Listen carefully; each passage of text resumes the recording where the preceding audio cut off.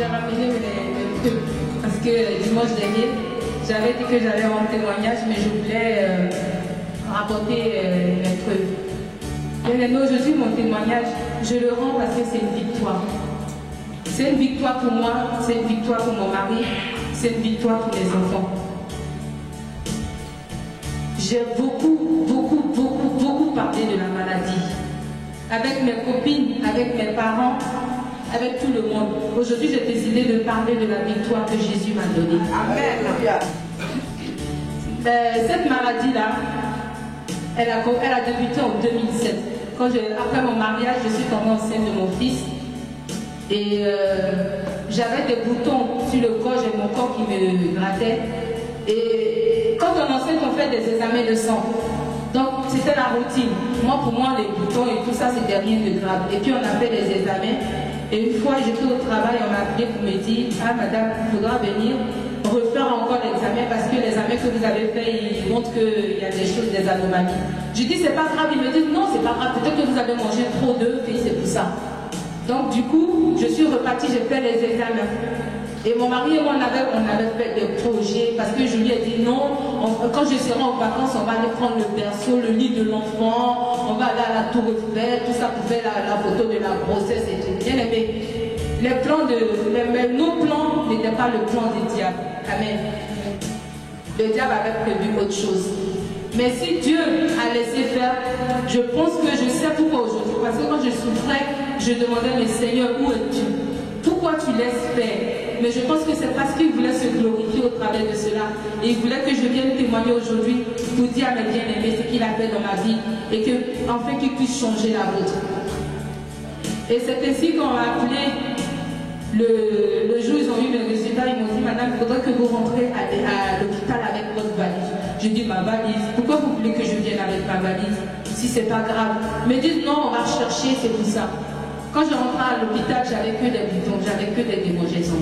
Je suis rentrée un mois de juin à l'hôpital.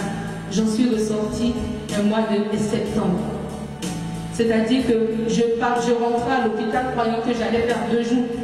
Mais j'ai fait 3 mois. Et 3 mois, c'est 3 mois où on a découvert vraiment la maladie et que j'ai commencé à faire le traitement. Donc je suis rentrée avec ma valise, j'étais dégoûtée, je ne voulais pas, je disais mais j'ai rien. Ils ont commencé à chercher. Et pendant qu'on cherchait et qu'on ne trouvait pas, ma santé s'est détériorée. Je perdais du poids. C'est-à-dire que, en fait, mes anticorps étaient devenus fous. C'est une maladie de sang. C'est encore au stade de la recherche. Ils appellent ça maladie orpheline. Plus précisément, ça s'appelle la polymyosite. Est-ce que vous connaissez la polymyosite? Moi, je ne connaissais pas la polymyosite. Il a fallu que je tombe malade pour connaître ce que c'est. En fait, c'est quoi? Mes anticorps deviennent fous. En fait, les anticorps, ils sont dans le corps pour défendre ton corps contre les microbes, ou contre les virus. Mais ceux-là, mes anticorps, ils se détruisaient entre eux-mêmes. Et ça faisait que mes muscles se cassaient. Quand je dis les muscles, bien aimé, ton corps est recouvert de muscles. Ta langue, c'est un muscle. Tout est muscle. Donc, au fur et à mesure que mon corps, mes muscles se cassaient, je sentais la douleur. Quand tu me touches comme ça, simplement comme ça, j'avais mal.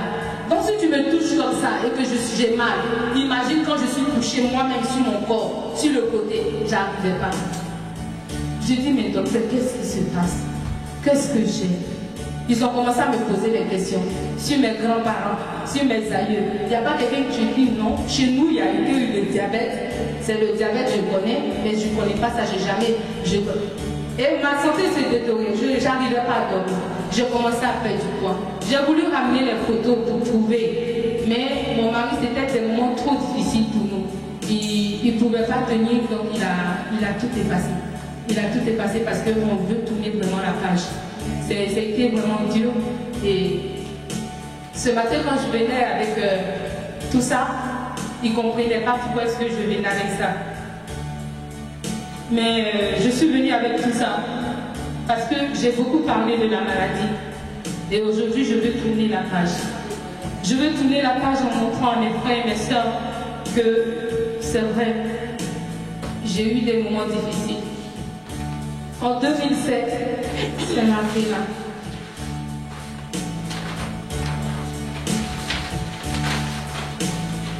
c'est marqué ici taux de CPK 7130.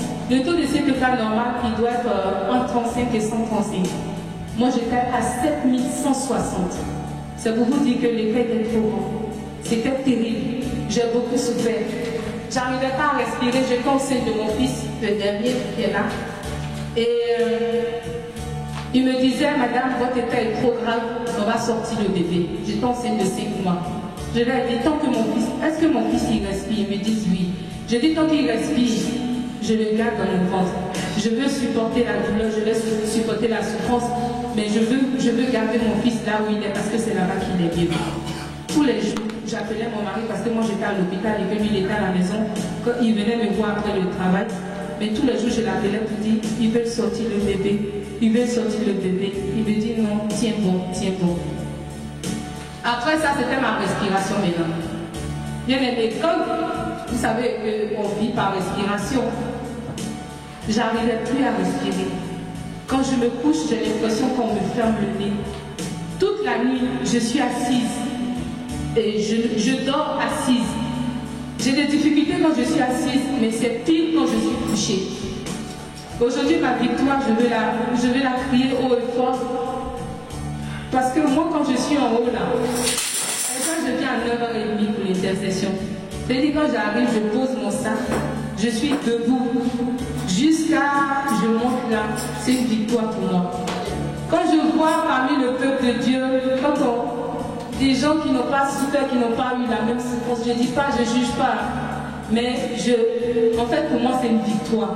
Quand je vois parmi le peuple des gens qui sont assis pour louer, pour adorer, je dis Seigneur merci, parce que tu m'as guéri, tu m'as donné aujourd'hui la force de pouvoir m'arrêter là pendant des heures.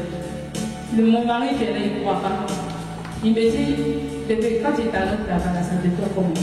Je dis, je suis bien, je suis dans la joie. Il dit, vraiment, je dis, il est fort. Il est fort parce que la maladie avait conditionné nos vies. Tous les vendredis, dans le mois, j'allais à l'hôpital. Les vendredis, je laissais mes enfants et mon mari et je rentrais les dimanches pour aller faire les traitements. Et quand j'ai crié à Dieu qui m'a montré l'église nouvelle de Dieu, je disais hier à maman, on était dans le bus et je devais demander l'arrêt. J'étais assise et j'ai fait ça pour demander l'arrêt. Je lui ai dit, maman, est-ce que tu sais que c'est une victoire? Elle dit, ah, comment? J'ai dit ça, que je suis en train de faire, c'est une victoire. Parce que je ne pouvais même pas faire ça. Je ne pouvais pas me coiffer. Peigner mes cheveux comme ça, je ne pouvais pas, je les avais poussés. Parce que si je ne peux pas respirer, je peux faire quoi? Les courses, aller faire les courses, je ne pouvais pas. Quand tu me demandes, va prendre un pack de là au champ, c'est comme si tu m'as puni. Je ne pouvais pas. Mais aujourd'hui, quand j'ai mis les pieds à l'église, il dit, tu m'as vu quand je suis quoi? Tu m'as vu dans le bus. Tu as vu que dans quel état est-ce que j'étais? Il ne faut pas pleurer pour cela, l'histoire elle est là.